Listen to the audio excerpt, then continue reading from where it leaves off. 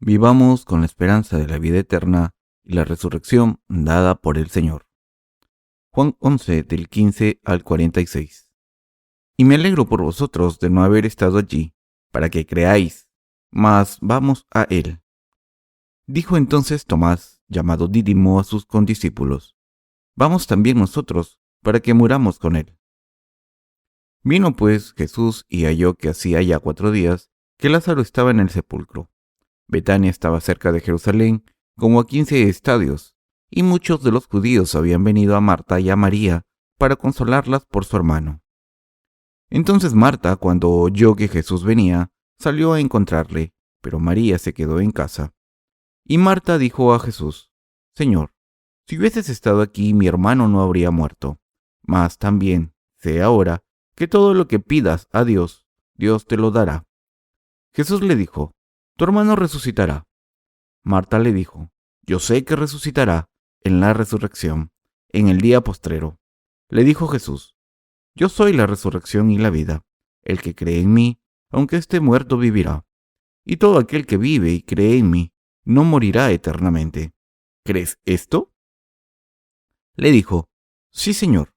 Yo he creído que tú eres el Cristo, el Hijo de Dios, que has venido al mundo. Habiendo dicho esto, fue y llamó a María su hermana, diciéndole en secreto: El Maestro está aquí y te llama. Ella, cuando lo oyó, se levantó deprisa y vino a él. Jesús todavía no había entrado en la aldea, sino que estaba en el lugar donde Marta le había encontrado. Entonces los judíos que estaban en casa con ella y la consolaban, cuando vieron que María se había levantado deprisa y había salido, la siguieron, diciendo: Va al sepulcro a llorar allí. María, cuando llegó a donde estaba Jesús, al verle, se postró a sus pies, diciéndole: Señor, si hubieses estado aquí, no habría muerto mi hermano. Entonces Jesús, al verla llorando y a los judíos que la acompañaban, también llorando, se estremeció en espíritu y se conmovió, y dijo: ¿Dónde le pusisteis? Le dijeron: Señor, ven y ve. Jesús lloró. Dijeron entonces los judíos: Mirad cómo le amaba. Y algunos de ellos dijeron: ¿No podía este que abrió los ojos al ciego haber hecho también que Lázaro no muriera? Jesús, profundamente conmovido, otra vez vino al sepulcro. Era una cueva y tenía una piedra puesta encima.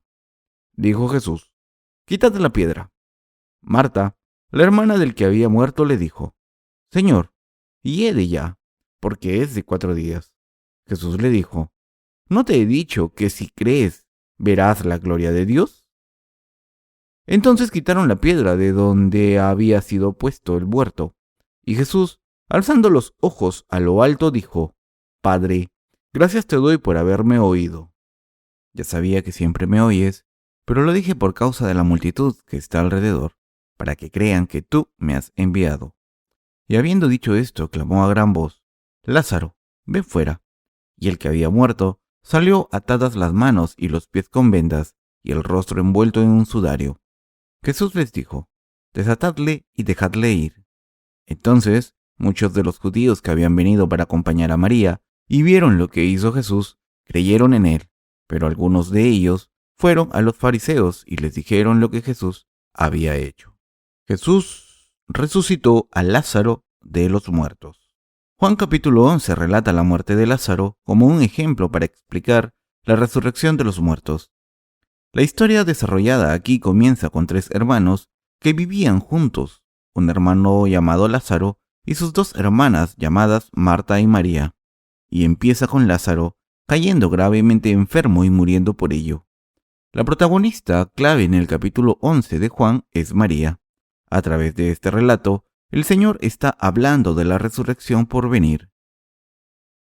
Como se describe en la lectura de la Escritura de hoy, incluso después de que el Señor escuchó de la grave condición de Lázaro, se quedó durante otros 2 días más y no fue a ver a Lázaro de inmediato.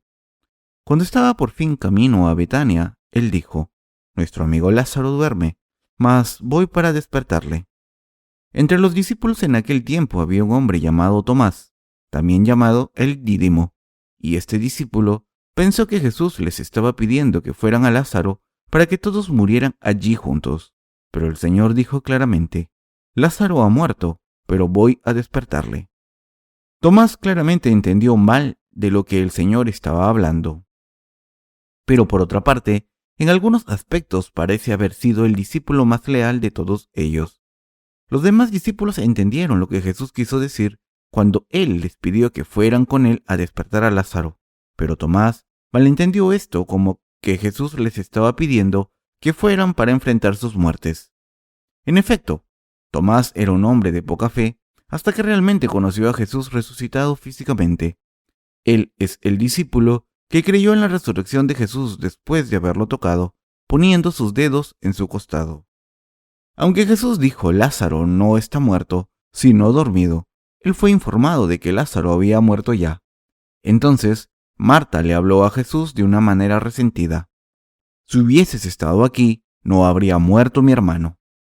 Como se puede ver en el pasaje de las Escrituras de hoy, hubo un poco de resentimiento cuando Marta dijo a Jesús, ¿por qué no te apresuraste? Permaneciste durante 2 largos días y no has venido hasta ahora, solo después de que Lázaro había muerto.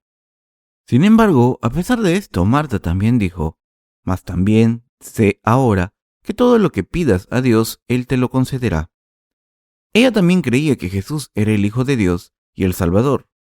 Cuando el Señor le dijo, tu hermano resucitará, respondió Marta, yo sé que resucitará en la resurrección, en el día postrero. Esta creencia también es sostenida por todos los santos que asisten hoy en día a la iglesia de Dios.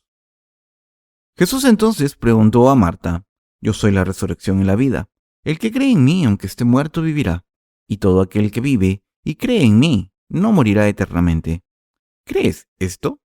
Entonces Marta le confesó, sí, Señor, yo he creído que tú eres el Cristo, el Hijo de Dios, que has venido al mundo. Cuando el Señor dijo, tu hermano resucitará, Él lo decía literalmente, pero Marta todavía no se había dado cuenta de que Él estaba a punto de resucitarlo de entre los muertos ese mismo día. Es por eso que ella confesó, yo sé que resucitará en la resurrección, en el día postrero, y le darás vida eterna. En otras palabras, a pesar de que Marta creía que el Señor resucitaría a su hermano y le daría la vida eterna, no podía imaginarse que Jesús lo resucitaría de inmediato. Habiendo tomado la palabra de Jesús desde su propia perspectiva y digerido en su mente, entonces Marta le dijo a su hermana que el Maestro estaba llamándola. Tan pronto como María oyó esto, se levantó y se lanzó sobre Jesús. Está escrito, Jesús todavía no había entrado en la aldea, sino que estaba en el lugar donde Marta le había encontrado. Entonces los judíos que estaban con ella y la consolaban, cuando vieron que María se había levantado deprisa y había salido, la siguieron diciendo, va al sepulcro a llorar allí.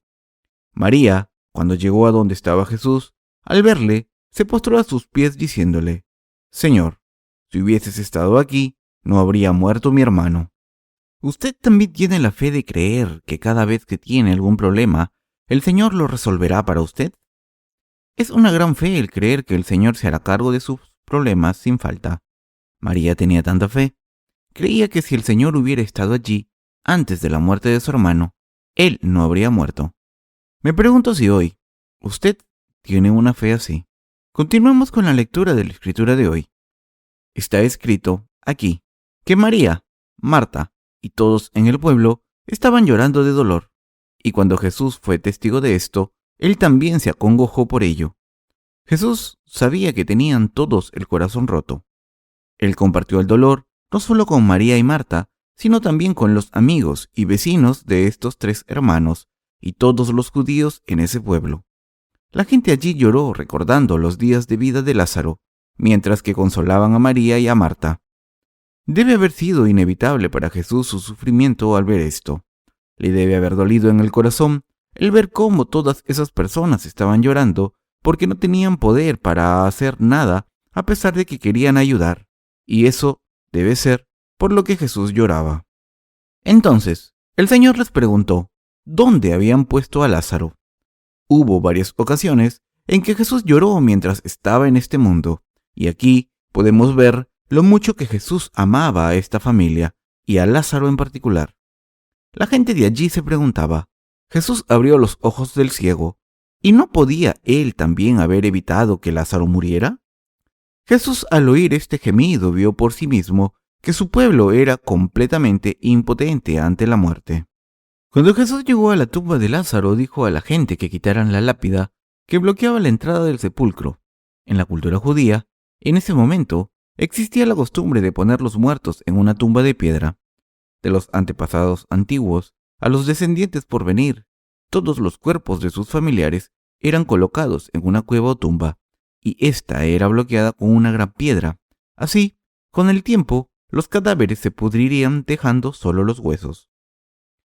Cuando el Señor ordenó que fuera retirada la piedra, Marta dijo que habría un olor, pues 4 días habían transcurrido ya desde que Lázaro fue sepultado. Pero Jesús repitió: ¿no he dicho que si crees en mí, verás la gloria de Dios? Quitad la piedra. Así que Marta, agradecida, organizó quitar la piedra.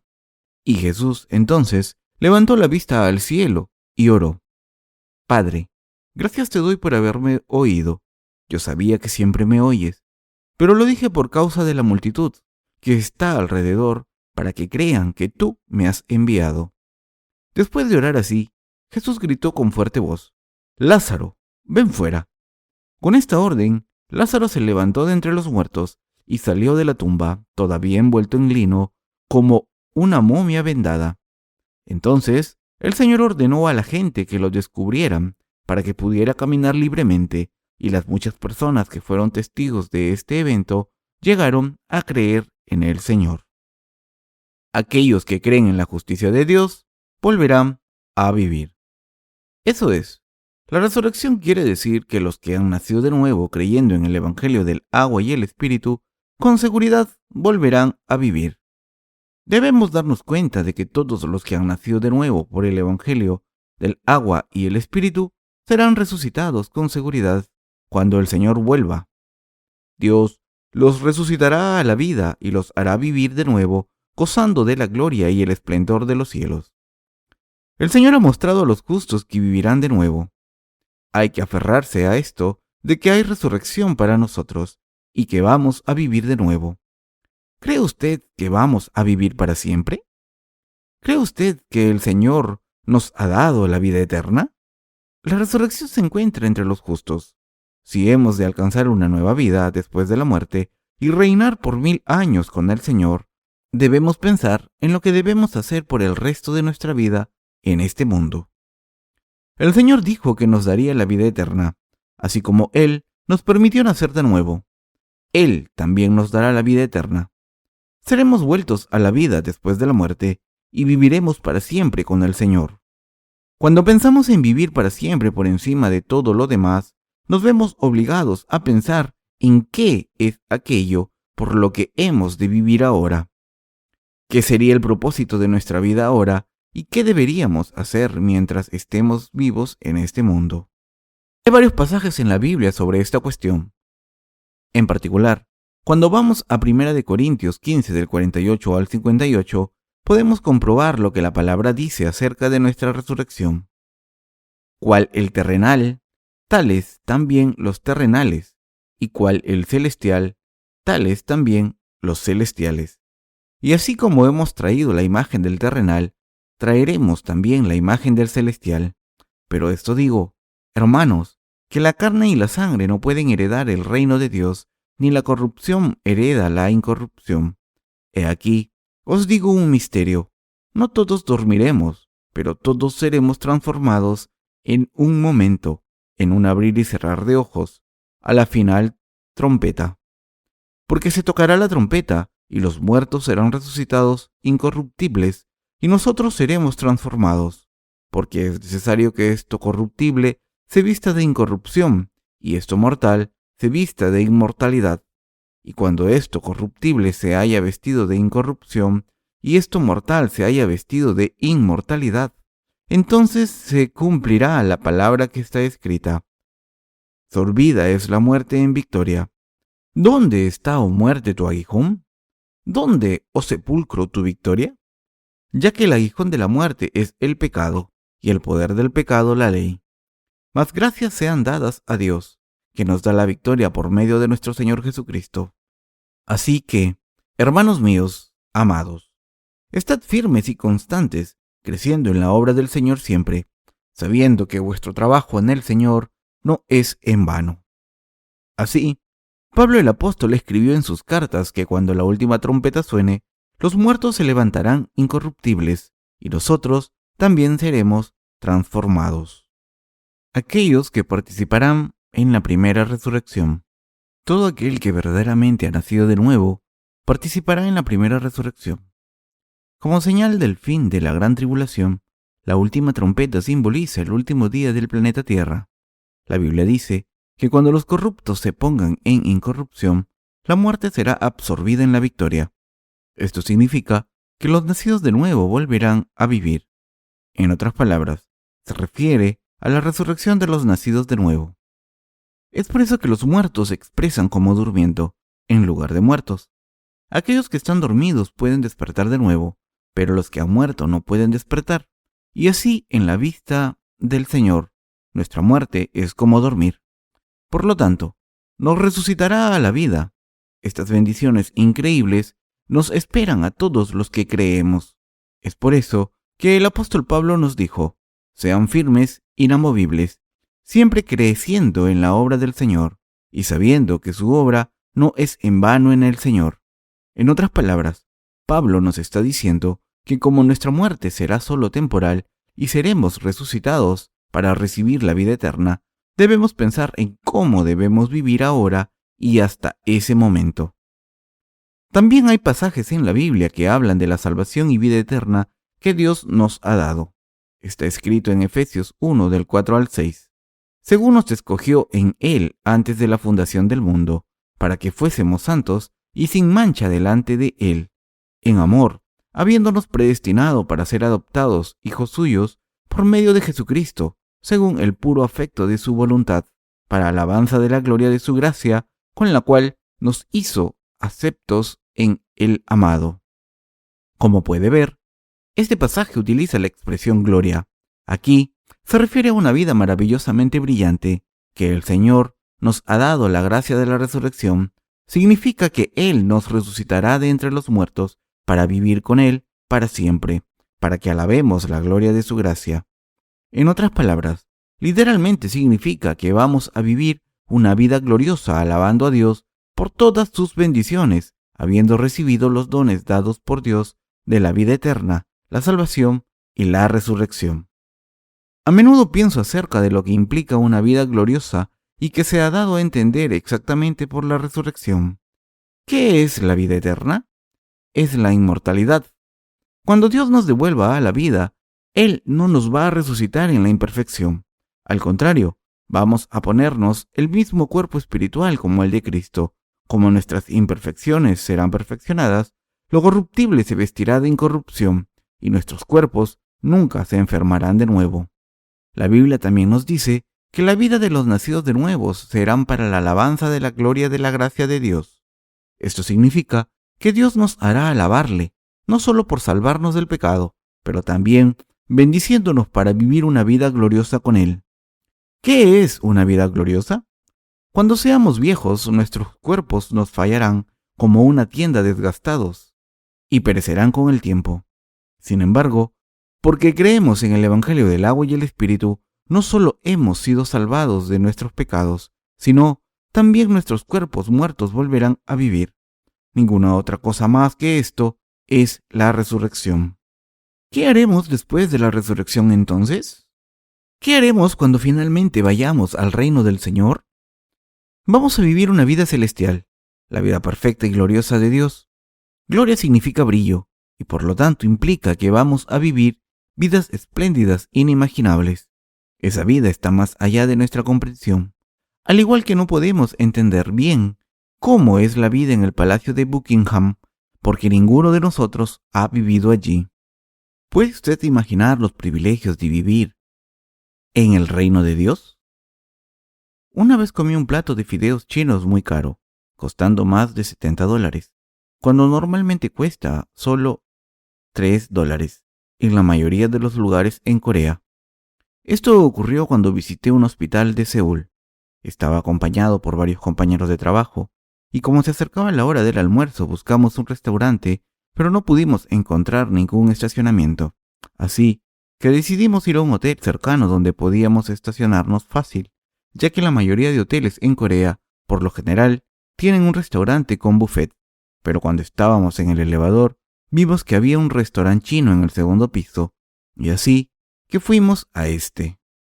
Cuando nos sentamos y abrimos la carta, vimos que un plato de fideos chino costaba $7 en ese restaurante. Era un poco más caro que el precio normal, pero decidimos probarlo de todas formas, así que ordenamos el plato. Pero antes de que nos sirvieran el plato de fideos chinos, nos pusieron otros platos más pequeños, así que nos los comíamos cuando nos los servían, y el plato principal nos lo sirvieron al final. Después de terminar el plato principal, preguntamos si eso era todo, y el mesero nos dijo que era el último plato, así que pedimos la cuenta y para nuestra gran sorpresa, nos enteramos de que la comida en realidad costaba $70 cada una, en lugar de $7. Habíamos pensado que $7 era bastante caro, pero la comida no costaba menos de $70. Le pedí al camarero la carta una vez más y me di cuenta de que había leído mal el precio, pero el regateo sobre el precio solo nos avergonzaría, así que terminamos pagando la cuenta total. Esto ocurrió porque estábamos totalmente desorientados, que simplemente no sabíamos qué tan caro podía ser un restaurante, ya que nunca antes habíamos estado en uno tan aristocrático. Déjenme que les cuente otra historia, pero esta vez se trata de un expresidente de Corea del Sur. Este episodio ocurrió cuando el presidente Park Chung-hee, quien había llegado al poder por un golpe militar en 1961, visitó una planta de energía en Busan, hace casi 40 años. En ese momento estaba mal el camino a esa central eléctrica. No había ni un árbol plantado a lo largo del camino. Corea, en aquellos días, era un país tan pobre que muchas personas seguían prescindiendo de la leña para calefacción, por lo que es comprensible que casi no quedaba ni un solo árbol de pie. Pero cuando se anunció que el presidente estaba visitando esa planta de energía, enormes pinos fueron plantados a lo largo de la ruta. De hecho, no fueron realmente plantados, ya que los árboles estaban cortados del tronco y plantados en el suelo a lo largo de la carretera. Como si esto fuera poco, el pueblo entero se abocó a tareas de limpieza importantes para preparar la visita del presidente y las personas se alineaban a lo largo del camino para ondear la bandera. En aquellos días, Corea del Sur estaba bajo tal régimen autoritario que la gente no se atrevía ni siquiera a mencionar al presidente por su nombre. En menos de un mes, desde la visita del presidente, el camino fue todo pavimentado y todos los árboles fueron tomados para ser usados como leña. Se rumoreaba que en su camino a la central eléctrica, el presidente se quejaba con su personal del camino lleno de baches, y en base a este comentario, sus subordinados habían pavimentado el camino sin demora. Este episodio ilustra los privilegios disfrutados por los poderosos. Sin embargo, no lo podemos comprender porque nunca hemos llevado una vida tan privilegiada. Recientemente vi un documental sobre el ciclo de vida de una libélula en la televisión. De este documental me enteré de que las libélulas ponen sus huevos bajo el agua y una vez nacidas las larvas siguen viviendo en el agua durante un tiempo, alimentándose de minúsculos insectos. Pero con el tiempo se suben a un árbol y cambian totalmente, transformadas en libélulas, abriendo sus alas para volar. Las libélulas tienen 4 alas, pero sorprendentemente mueven cada ala de forma independiente. Pueden maniobrar libremente en el aire libre, a veces batiendo solo un ala, y pueden hacer bruscos giros de 90 grados y bajar en picada de repente. ¿No es misterioso y glorioso que las larvas vivan bajo el agua y después puedan volar cuando están completamente maduras? Lo mismo sucede con los gusanos. Si usted va a una letrina, puede ver gusanos nadando entre la basura y arrastrándose que a su tiempo se convierten en moscas. Tras repetidamente escalar, caer y arrastrarse de nuevo, finalmente logran el convertirse en moscas. ¿No es esto realmente glorioso? ¿Puede usted ahora apreciar, aunque sea en grado mínimo, a lo que se refiere la Biblia al decir, para alabanza de la gloria de su gracia?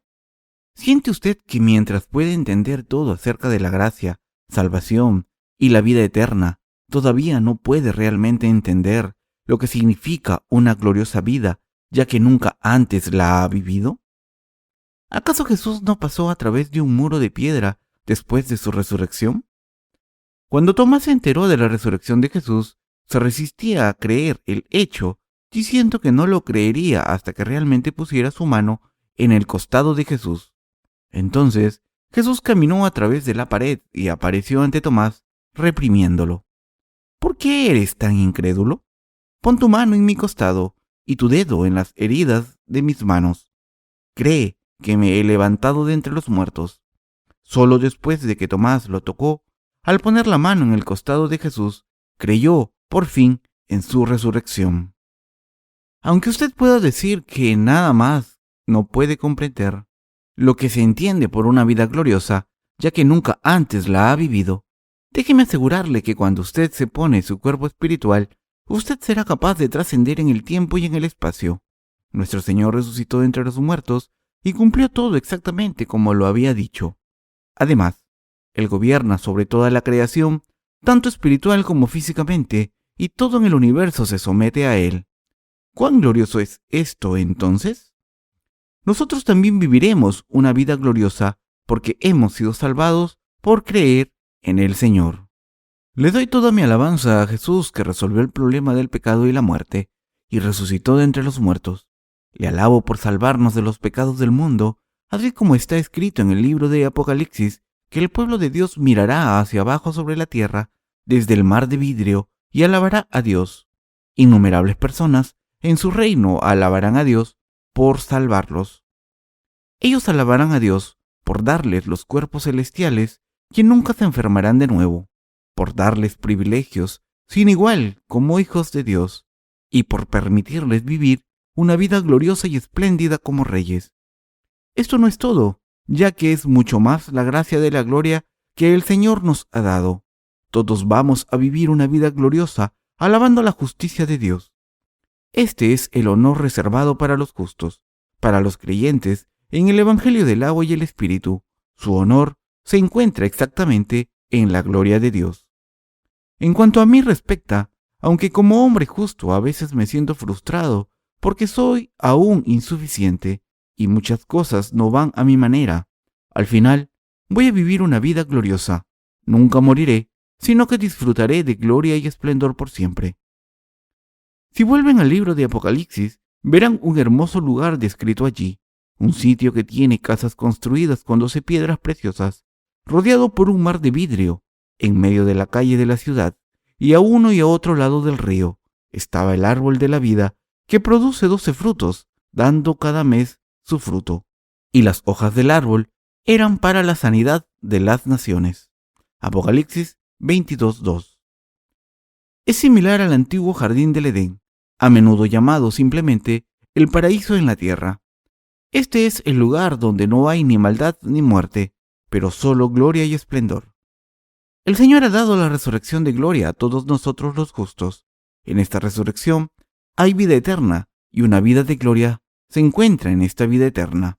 Nada de esto puede ser entendido a menos que meditemos profundamente sobre ello, porque Dios nos ha dado no solo la salvación, sino también vida eterna. Disfrutaremos de la gloria y esplendor en el cielo. Es suficientemente maravilloso que hayamos sido salvados del pecado al creer en el Evangelio del agua y el Espíritu mientras vivimos en este mundo. Sin embargo, como si esto no fuera suficiente, también hemos recibido la vida eterna. Que el Señor resucitó a Lázaro a la vida es la prueba concreta de nuestra resurrección a venir. Entonces, ¿qué clase de vida viviremos en el futuro? Recuerde lo que la Biblia dice aquí, que hemos sido salvados para alabanza de la gloria de su gracia. Alabar a Dios significa ensalzarlo y adorarlo. Los aficionados al fútbol adoran a jugadores como Ronaldo de la selección brasileña y Zidane de la selección francesa. Nosotros los coreanos estamos muy orgullosos del hecho de que nuestro equipo llegó a las semifinales en la Copa del Mundo de 2002. Menos de 10 países han llegado a las semifinales desde el primer partido de la Copa Mundial que comenzó en 1930. En 2002 Japón llegó solo a los octavos de final y China ni siquiera pasó a los juegos regionales de calificación. Cuando se acerca el tema de fútbol y la gente de otros países menosprecian a Corea, ahora podemos decirles, nuestro equipo llegó a las semifinales en Copa del Mundo de 2002. ¿Que su equipo llegó cuando menos a los cuartos de final? De unos 200 países de todo el mundo, menos de 10 países han ido a las semifinales. Así, al igual que estamos orgullosos de nuestro equipo de fútbol y adoramos a nuestros jugadores, alabamos a Dios por sus bendiciones. Con tal alabanza y acción de gracias, también vamos a disfrutar del esplendor y la gloria del cielo. La vida que nos espera en el cielo no es una vida humilde, común y corriente. Al contrario, es una vida increíble, maravillosa de gloria. Aunque es difícil de imaginar, me gustaría volar en la espalda de un ángel y regular el territorio de la creación como un hijo del rey. En realidad, no comprendemos lo que significa vivir una vida espléndida y gloriosa. Solo tenemos una vaga idea de cómo son los millonarios que viven en tanta opulencia, pero esperándonos está una vida incomparablemente más gloriosa, así que estoy muy feliz. Ciertamente el Señor nos resucitará a los creyentes en el Evangelio del agua y el Espíritu. El diácono Myung-Chang Kim duerme en su tumba. Está dormido esperando el regreso del Señor, y el Señor vendrá a despertarlo. Si hubiera muerto para siempre no habría ninguna esperanza, pero como aquellos que están dormidos serán despertados de nuevo, una vida nueva y gloriosa le espera al diácono Kim. No sé exactamente lo que usted va a estar haciendo en el reino del milenio, pero pensemos en ello aquí.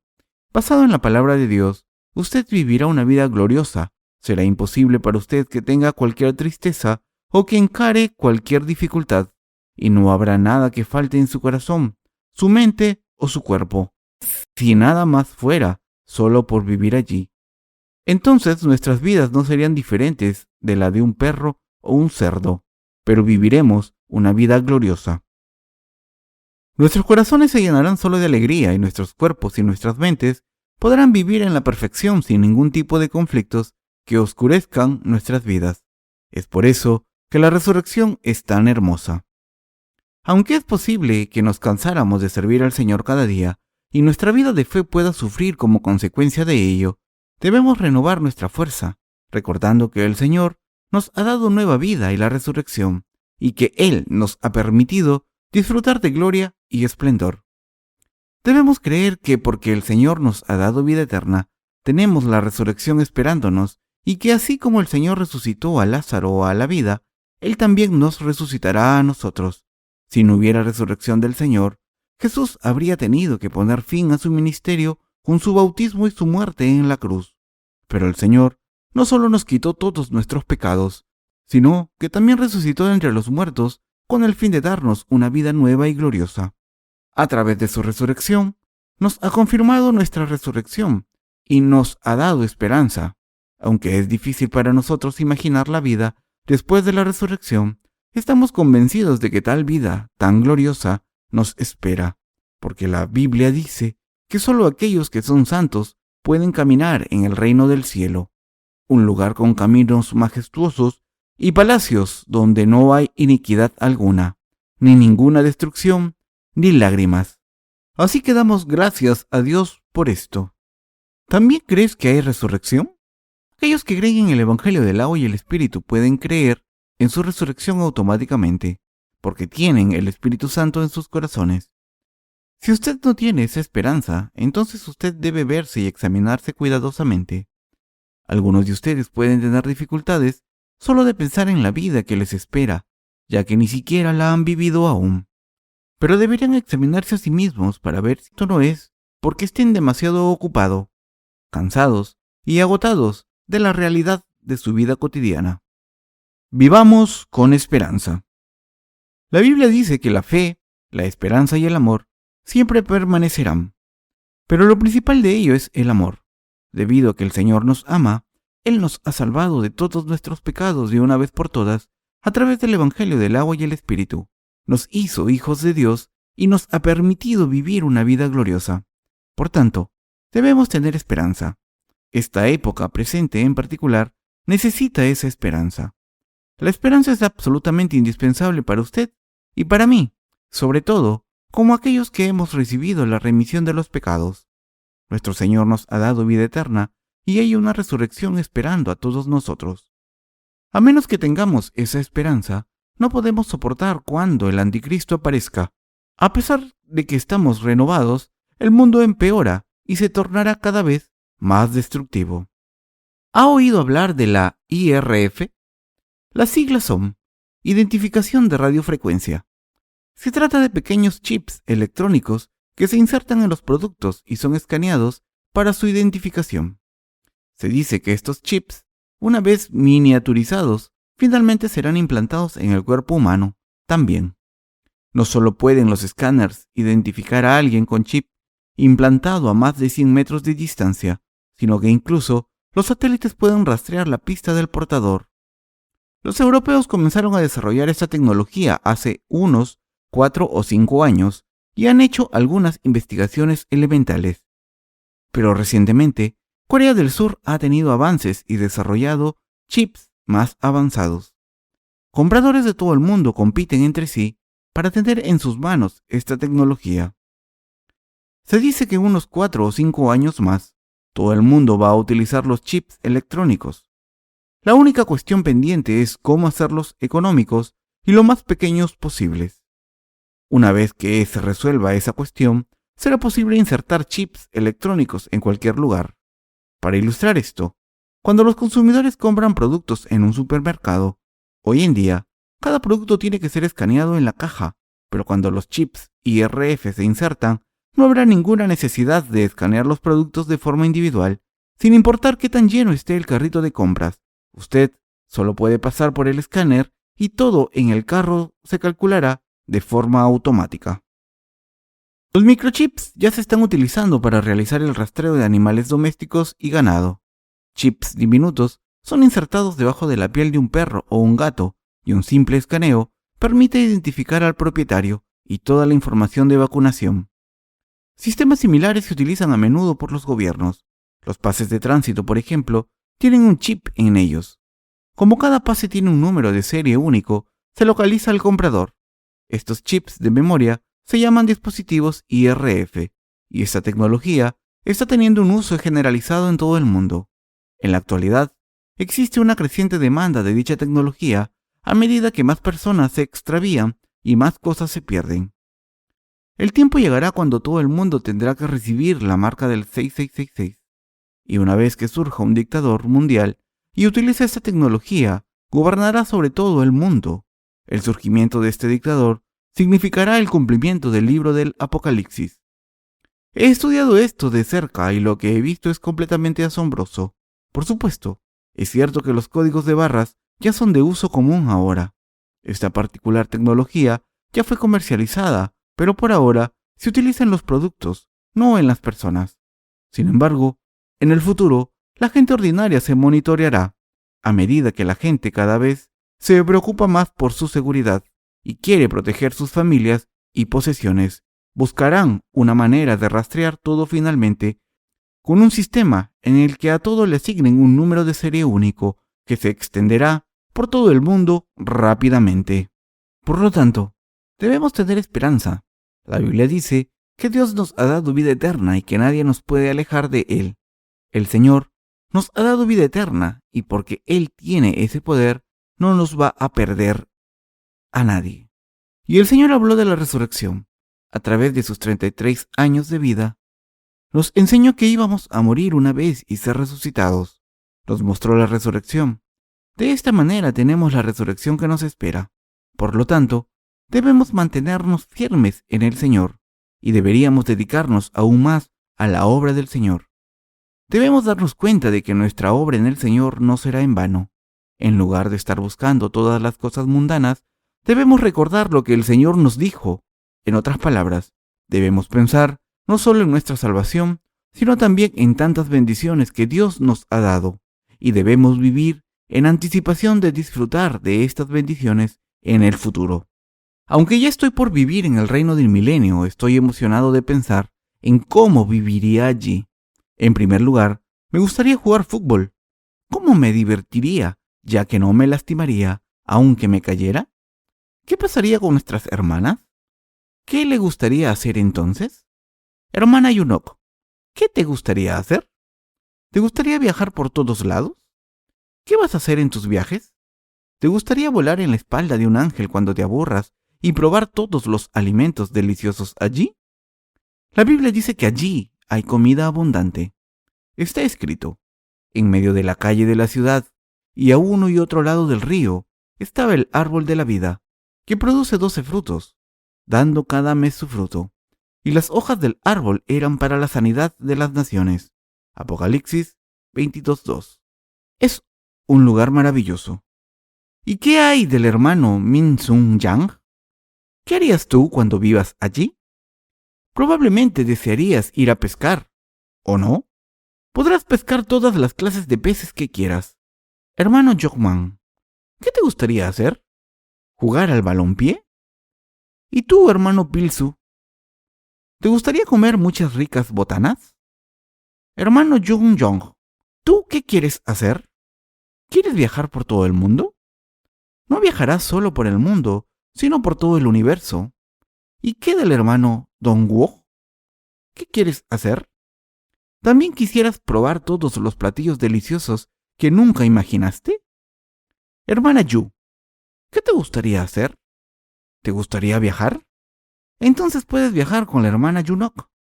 Y así, estoy seguro de que cuando llegue el día, todos vamos a disfrutar decenas de millones de veces más la riqueza y la gloria de lo que podamos imaginar.